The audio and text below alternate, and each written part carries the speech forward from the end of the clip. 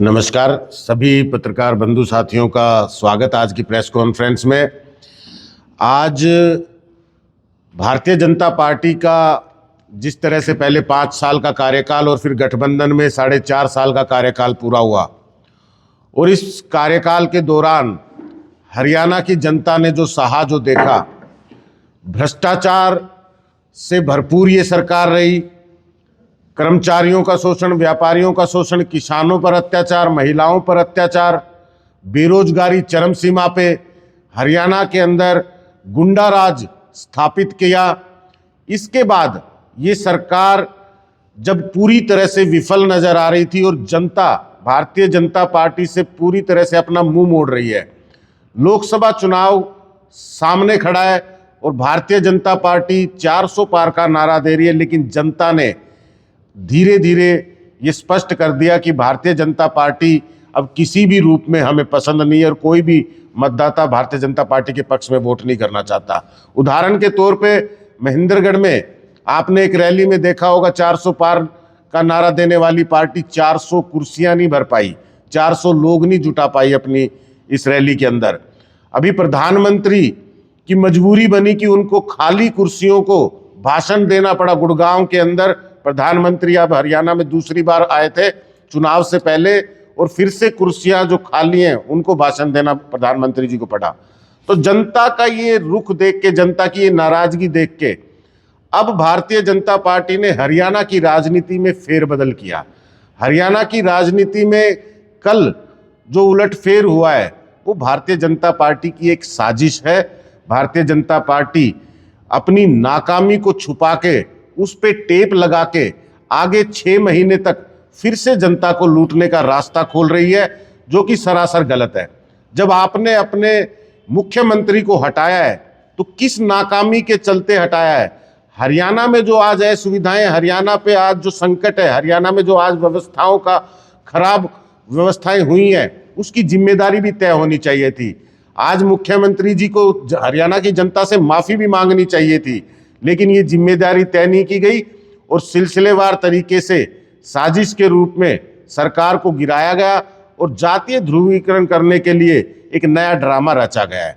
हम ये कहते हैं कि हरियाणा की जनता जो 4.5 साल से इस गठबंधन को बर्दाश्त कर रही थी और हरियाणा को लूटा जा रहा था, अब और 6 महीने हरियाणा को लूटा नहीं जाना चाहिए। इसी वक्त हरियाणा की जनता को ये मौका मिलना चाहिए कि हरियाणा में चुनाव कराया जाए, हरियाणा की जनता को ये अवसर मिले कि वो सही सरकार, अपने हक की सरकार चुन सके और 6 महीने प्रदेश को लुटने से बचाया जा सके। ये हमारी प्रमुख मांग है। लेकिन सरकार ने नैतिकता दरकिनार करते हुए, अपनी नाकामी को छुपाते हुए नए मुख्यमंत्री का ऐलान कर दिया और ये कहते हैं कि अब जो नए मुख्यमंत्री हैं वो काम के आधार पे नहीं है, वो हमने जातीय आधार पे बनाए। ये तो स्वीकार करती है भारतीय जनता पार्टी कि काम के आधार पे मुख्यमंत्री का चुनाव नहीं कर रहे हैं, जातीय आधार पे उसका चुनाव किया गया। ओबीसी समाज के व्यक्ति को हम मुख्यमंत्री बना रहे हैं। आप ये स्पष्ट कर चुके अपनी बात से कि नाकाम आपकी सरकार रही और फिर से एक नाकामी का रास्ता आप तय कर रहे हो और जातीय राजनीति का रास्ता खोल रहे हो हरियाणा के अंदर। आज विशेष तौर पे हम जो आपके साथ बातचीत करने आए हैं वो आए हैं दक्षिण हरियाणा को लेकर। जब आप अगर ये कहते भी हैं कि हमने ओबीसी के व्यक्ति को, ओबीसी समाज से हमने मुख्यमंत्री को चुना है, तो हरियाणा का दक्षिण हरियाणा जो 2014 में भारतीय जनता पार्टी को सरकार में लाने वाला इलाका है, जो 2019 में अब सबसे ज्यादा सीटें देने वाला इलाका है, आज उस इलाके के ओबीसी समाज का क्या? आपने ओबीसी समाज, ये दक्षिण हरियाणा, यहाँ पे प्रमुखता से ओबीसी इलाका है ये, यहाँ पे आपके पास अनेक चेहरे थे, यहाँ पे अनेक दिग्गज नेता थे, लेकिन आपने उन सबको दरकिनार कर दिया। हरियाणा की एक बड़ी मांग थी, पहले भी हरियाणा को भारतीय जनता पार्टी ने वो हक नहीं दिया। 2014 में भी उन्होंने सत्ता की कुर्सी पे नहीं बिठाया, 2019 में भी हरियाणा के दक्षिण हरियाणा को अपना हक नहीं मिला और आज जब 6 महीने के लिए सरकार बनाने का मौका मिला तो भी भारतीय जनता पार्टी ने स्पष्ट कर दिया कि दक्षिण हरियाणा के मतदाता दक्षिण हरियाणा के नेता, दक्षिण हरियाणा के वर्चस्व, दक्षिण हरियाणा के ओबीसी इनके लिए कोई मायने नहीं रखते। इन सबको नज़रअंदाज करके दक्षिण हरियाणा के मनोबल को तोड़ा है, विश्वास को तोड़ा है। दक्षिण हरियाणा के दिग्गज नेता राव इंद्रजीत सिंह, जो इस इलाके में अच्छी पकड़ रखते हैं, बड़े नेता हैं, भारतीय जनता पार्टी को उससे मजबूती मिली। आज उन्होंने अपने गौरव, अपने शौर्य, राव तुलाराम जी का नाम छोड़कर मोदी जी का नाम अपने नाम के साथ जोड़ा। मोदी का परिवार उन्होंने अपने नाम के साथ लिखा। उसके बावजूद भी भारतीय जनता पार्टी के किसी भी मायनों पर वो फिट नहीं बैठते और आज भी वो भारतीय जनता पार्टी के निचले पायदान पर ही खड़े, कोई जगह उनको नहीं दी गई।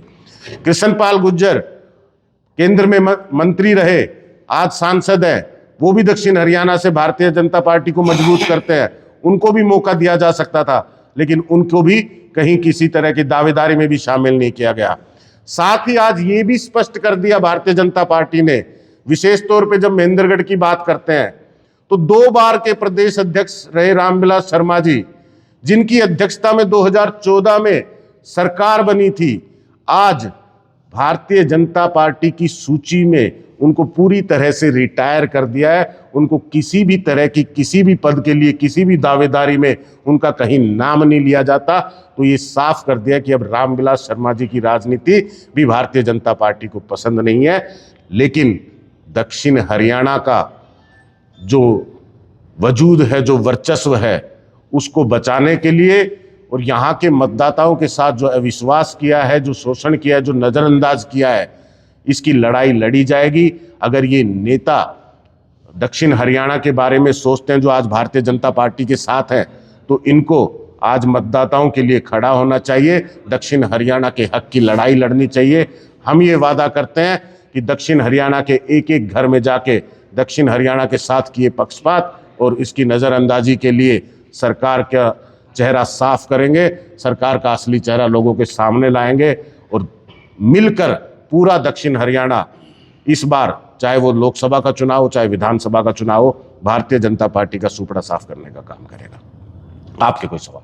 देखिए, आईएमटी का बड़ा मुद्दा है और आईएमटी मुख्यमंत्री ने शिलान्यास भी किया था।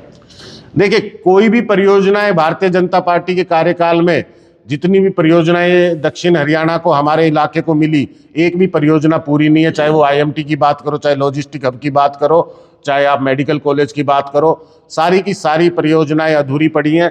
सरकार नाकाम रही है, पूरी तरह से विफल रही है। मनोहर लाल जी ने करोड़ों रुपए लगा के पूरे प्रशासन का दुरुपयोग करके जनसंवाद किया और अब आखिरी में उनकी छुट्टी कर दी गई है। तो वो सारा का सारा हिसाब उनसे लेना चाहिए, हमारी ये गुजारिश है सरकार से।